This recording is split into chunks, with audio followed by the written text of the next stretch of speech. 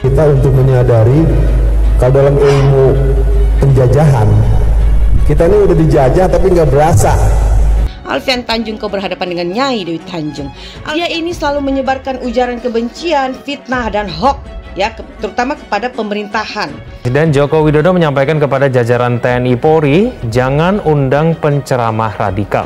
Penyampaian Presiden itu pun ditanggapi Kepala Staf Angkatan Darat Jenderal Dudung sebagai suatu poin yang akan disampaikan ke para Pangdam dan Rem se-Indonesia.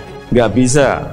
Menurut saya nggak bisa ibu-ibu tuh memanggil misalnya, ngumpulin ibu-ibu yang lain, memanggil penceramah semaunya atas nama demokrasi. Ini yang saya kebingungan ngomongnya jadinya. Ya, apalagi saya yang kebetulan narasumber resmi negara, ya, jadi jamaah yang belum tahu. Saya narasumber resmi di Angkatan Darat, di Kopassus, di Wantanas, di Kesbangprov, di Kesbangda. Entah kenapa dia begitu benci sama Jokowi dan pemerintah. Entah dia kurang dapat kue atau bagaimana, atau memang dia ini memang dibayar untuk mengacaukan negara kita. Menanggapi pesan Presiden, Kepala Staf TNI Angkatan Darat Jenderal Dudung Abdurrahman dalam apel pimpinan hari Rabu menginstruksikan jajarannya agar tidak salah mengundang penceramah dalam acara keagamaan. Ya, jangan sampai salah-salah kita memilih atau mengundang orang penceramah yang kemudian rupanya orang itu sudah terpapar radikalisme. Sehingga jangan sampai ini pemahaman-pemahaman yang tidak bagus itu nyampe ke keluarga besar kita. Ya. Jadi kalau pakai akal waras, otak saya sampai sekarang nggak mampu mencerna. Narasumber resmi masuk penjara itu. Kecuali kalau saya masuk ngambil posisi oposisi. Ya, ditangkap atas dasar perbuatan mereka sendiri karena mereka telah melanggar undang-undang dan pasal-pasal hukum yang ada di negara ini. Ya, mereka menyebarkan kebencian, mereka memfitnah, menghina orang. Kecermatan memilih dan mengundang penceramah diharapkan bisa menghindari paparan radikalisme di lingkungan TNI Angkatan Darat. Pesan Jokowi jangan undang penceramah radikal menjadi suatu poin yang akan disampaikan ke para Pangdam dan Danrem se-Indonesia. Jangan kita terlalu terbuai dengan tugas pokok secara konvensional menghadapi ancaman dari luar. Yang paling mungkin adalah ancaman dari dalam yang sudah bisa kita prediksi, sudah kita lihat. Posisi underground atau posisi separatis, posisi yang lain-lain, ini saya memang kekacauan sedang sangat serius. Mari kita mulai saja. Kau berkoar-koar, menyebarkan kebencian, menyebarkan berita bohongnya apa namanya? Ini satu, Ustadz Kadrun ini harus dihajar sama Nyai. Sekali lagi di tentara, di polisi nggak bisa seperti itu. Harus dikoordinir oleh kesatuan. Kesatuan harus mengkoordinir hal-hal kecil-kecil tadi saya sampaikan, makro dan mikronya. Ini mikronya harus kita urus juga. Tahu-tahu mengundang penceramah radikal. Nah, hati-hati. Oleh karenanya para komandan-komandan satuan sudah mulai menentukan langkah-langkah antisipasi kewaspadaan agar prajurit-prajurit kita siap untuk menghadapi segala kemungkinan-kemungkinan yang terjadi. Mereka sudah bubarkan FPI kita, mereka sudah halangi Hizbut Tahrir kita, mereka sedang mengincar untuk membubarkan organisasi yang lain. Ada 3 yang sedang di TO. Saya katakan secara terbuka, yang paling awal akan dihabisi adalah Muhammadiyah. 71 tahun kelahiran Pancasila, akhirnya pemerintah secara resmi menetapkan 1 Juni sebagai Hari Lahir Pancasila. Dalam kesempatan yang sama, Presiden menandatangani keputusan Presiden yang menetapkan peringatan Hari Lahirnya Pancasila sebagai Hari Libur Nasional. Libur 1 Juni. 1 Juni itu adalah Pancasilanya PKI. Kamu sudah nyinggol Pancasila, maka saya warga Nahdlatul Ulama akan berbicara atas nama bangsa Indonesia.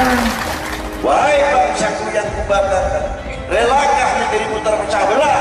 Ya. Jaga kesaktian Pancasila. Ketika saya menyebut kata Muhammadiyah, bukan berarti saya gembira, bukan berarti saya sok pinter, bukan saya berarti sok tahu, bukan saya berarti sok pakar, tidak. Karena perangkat-perangkat instrumen yang mereka punya sudah dianggap memadai. Nanti tahap berikutnya mereka akan bubarkan PKS. Dan yang paling membahayakan nanti adalah mereka akan menghabisi warga NU. Ini libur nasional kan? Negara bukan negara pribadi, bukan negara punya kamu Jokowi, negara kita. kamu sudah nyenggol Pancasila, bahkan kamu sudah mengatakan presiden ini presiden jelek, ya marah saya. Kalau bukan kami yang menghargai presiden ini, siapa bangsa lain menghargai presiden kita sendiri? Ini kerjaan pemukanya sebenarnya, otaknya sebenarnya awalnya Jokowi. Jokowi itu benih-benih sepihaknya masih ada. Itu watak PKI yang suka aksi sepihak. Pak Jokowi maju dari sini, maju waktu jadi wali kota. Siapa yang ngusung? PDI, PKS, Gerindra. Ada suara PKI nggak? Ya nggak ada. PKI nggak ada. Tapi kenapa begitu maju presiden ada cerita tentang PKI? Ini kan wong koplak. Kapan dibahasnya? Dibahas dengan siapa? Nggak boleh dong, negara ini bukan negara pala lo. Tahu-tahu 1 Juni libur, Pancasilanya tahu. Pancasila yang kelima itu adalah ketuhanan. Ketuhanan nomor 5, ini adalah Pancasilanya Marxis.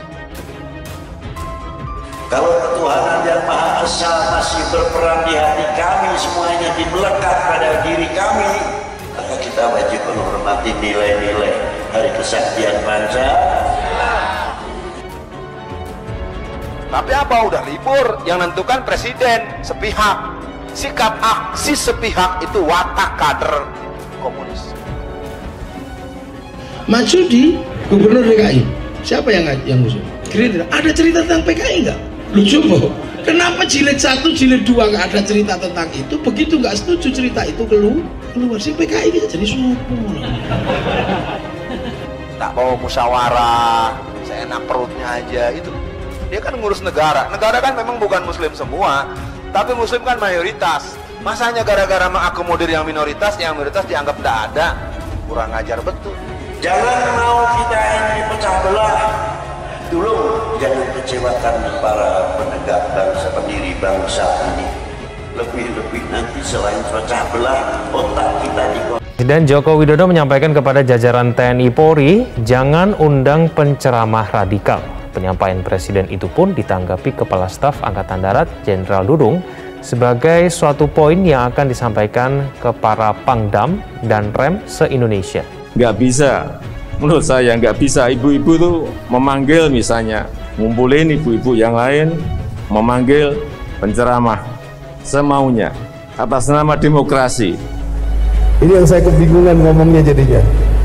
Ya, apalagi saya yang kebetulan narasumber resmi negara, ya, jadi jamaah yang belum tahu, saya narasumber resmi di Angkatan Darat, di Kopassus, di Wantanas, di Kesbangprop, di Kesbangda. Entah kenapa dia begitu benci sama Jokowi dan pemerintah, entah dia kurang dapat kue atau bagaimana, atau memang dia ini memang dibayar untuk mengacaukan negara kita. Menanggapi pesan Presiden, Kepala Staf TNI Angkatan Darat Jenderal Dudung Abdurrahman dalam apel pimpinan hari Rabu menginstruksikan jajarannya agar tidak salah mengundang penceramah dalam acara keagamaan.